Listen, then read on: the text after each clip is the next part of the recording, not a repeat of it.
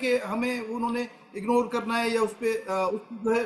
अब बात सिर्फ ये है कि मैं आपको एक स्ट्रेंथ बताता हूँ। 1000 गज का प्लॉट लाहौर में, आप इसको 2 किनाल कहेंगे मेरे ख्याल से, 1000 गज का जो प्लॉट होता है एसबीसीए सिंध बिल्डिंग कंट्रोल के बायलॉज से अगर मैं उसकी वर्टिकल तामीरात करता हूं अकॉर्डिंग टू लॉ, तो मैं 800 से 900 मिलियन का लोकल इंडस्ट्री से ड्यूटी पेड गुड्स को कंज्यूम कर जाता हूं। आप सोचें कि जिसकी डायमेंशन होती है उस प्लॉट की 75 फीट इंटू 120 फीट, तो आप सोचें पूरे मुल्क में जब ये सेक्टर चलता है तो हमारा कितना बड़ा सपोर्ट है लोकल इंडस्ट्री को। खरबों रुपए की हम जितना भी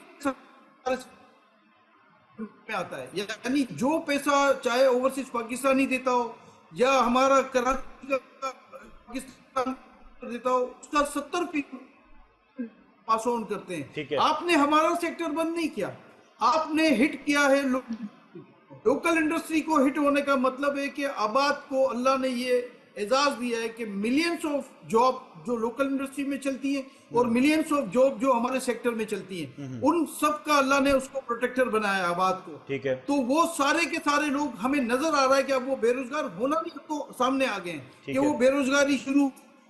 आप सोचे लोकल में वहां भी नुकसान होगा। और आप हमारे पे 63% ना लगाएं बल्कि आप 4000% लगा दें, लेकिन मैं आपको ये बता दूं कि हम एक्टिविटी करेंगे तो आप टैक्स लेंगे ना। जब एक्टिविटी होगी नहीं, जब आपने खुद ही एवेन्यू दे दिया कि जाएं कहीं और किसी मुल्क में जाके इन्वेस्टमेंट करें, यहां आपने काम नहीं करना, तो आपको डॉलर नहीं मिलेगा, आपको टैक्स नहीं मिलेगा। तो ये तो आपके सोचने की, हुकूमत के सोचने की बात है कि ये वो कौन सा माइंडसेट है जिसने आपके मुल्क को जो है नुकसान पहुंचाने का सोचा है कि वो आपका रेवेन्यू लॉस करे, वो आपका टैक्स लॉस करे, वो आपका जो फॉरेन एक्सचेंज। हम कहते हैं आप हमारा साथ दें, हम इस रेमिटेंस को और बढ़ा देंगे।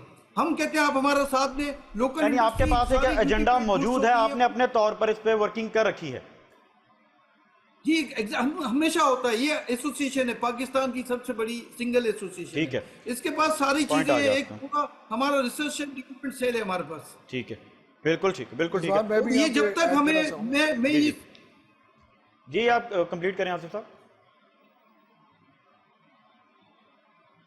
जी, मैं ये कह रहा था कि देखें, अगर आप चाहते हैं कि हमारा मुल्क आईएमएफ से जान छुड़ा ले, एक तरफ ये कहते हैं कि आईएमएफ कहता है गरीबों को जो है वो फायदा पहुंचाना है और अमीरों को टैक्स करना है। आप सोचें कि 1 करोड़ से ज्यादा घर नहीं है हमारे मुल्क में।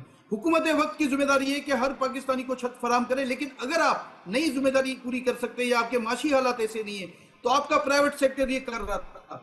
आपको तो करना ये चाहिए था कि पूरे पाकिस्तान में जितने भी आउटस्कर्ट्स हैं शहरों के, जो बड़े शहरों के आउटस्कर्ट्स हैं, उसमें आपको 10 साल तक एग्जम्पशन देनी चाहिए थी ताकि लोगों को लो कास्ट हाउसिंग मिलती और लोग जो बेघर हैं उनको घर मिल जाता। और हुकूमत की जो जिम्मेदारी है कि मुख्तलिफ सियासी जमातें ये नारा लगाती हैं रोटी कपड़ा और मकान का, तो वो जिम्मेदारी भी आपकी पूरी हो जाती। लेकिन आपने, हमें नहीं पता किसके एजेंडे पे आपने अपना रेमिटेंस भी, आप जो आती है जो फॉरेन एक्सचेंज है वो भी आपने नुकसान किया, आपने लोकल इंडस्ट्री को भी नुकसान पहुंचाया। तो उसका असर ये होगा कि आप जिंदगी भर आईएमएफ से नहीं निकल सकेंगे। हम इसी तरह